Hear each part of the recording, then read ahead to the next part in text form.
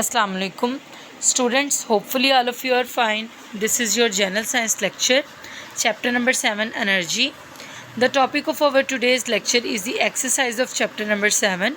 So students, first question है multiple choice questions का, means दुरुस्त जवाब का इंतखाब करेंगे. फर्स्ट स्टेटमेंट है एनर्जी का यूनिट है newton, metre, joule, second. So students, इसका करेक्ट आंसर है जाउल. हरकत की वजह से मौजूद एनर्जी कहलाती है potential energy, kinetic energy, nuclear energy, chemical energy. जैसे कि आप पढ़ चुके हैं कि हरकत की वजह से जो एनर्जी मौजूद होती है वो कहलाती है काइनेटिक एनर्जी. सो इसका करेक्ट आंसर है काइनेटिक एनर्जी. इलेक्ट्रिसिटी के हसूल का जो तरीका थर्मल पोल्यूशन नहीं फैलाता वो है hydro electric power, thermal power, nuclear power, biogas का जलाना. सो स्टूडेंट्स, इसका करेक्ट आंसर है A option, hydro electric power. Fossil fuel जलाने से हासिल होती है solar power, tidal power, nuclear power, thermal power. सो स्टूडेंट्स, इसका करेक्ट आंसर है थर्मल पावर. हम एनर्जी का तहफ़्फ़ुज़ कर सकते हैं ज़ाती गाड़ियों की तादाद बढ़ाकर, गाड़ियों की बॉडीज़ भारी बनाकर, पैदल चलना बंद करके, एनर्जी के गैर ज़रूरी इस्तेमाल से परहेज़ करके. सो स्टूडेंट्स, इसका करेक्ट आंसर है एनर्जी के गैर ज़रूरी इस्तेमाल से परहेज़ करके. नेक्स्ट क्वेश्चन है खाली जगह पूर करें. सो स्टूडेंट्स, यहाँ पर कुछ फिलिंग इन द ब्लैंक्स है जिनको आप फिल करेंगे. फर्स्ट ब्लैंक है वर्क फोर्स और ब्लैंक के हासिल ज़र्ब के बराबर होता है.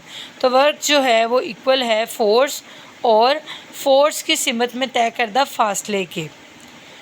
सो स्टूडेंट्स, बेसिकली अगर हम वर्क का फॉर्मूला लिखें तो उसको इस तरीके से लिखते हैं, work is equal to force multiply by force की सिमत में तय करदा फासला.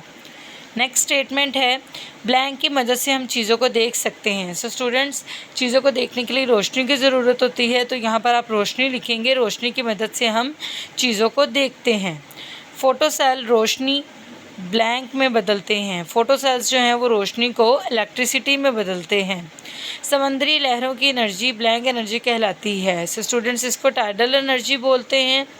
रेडिएशन से बचाव के लिए ब्लैंक को हिफाजत से ठिकाने लगाना बहुत ज़रूरी है. सो स्टूडेंट्स, रेडिएशन से बचाव के लिए न्यूक्लियर वेस्ट को हिफाजत से ठिकाने लगाना बहुत ज़रूरी है.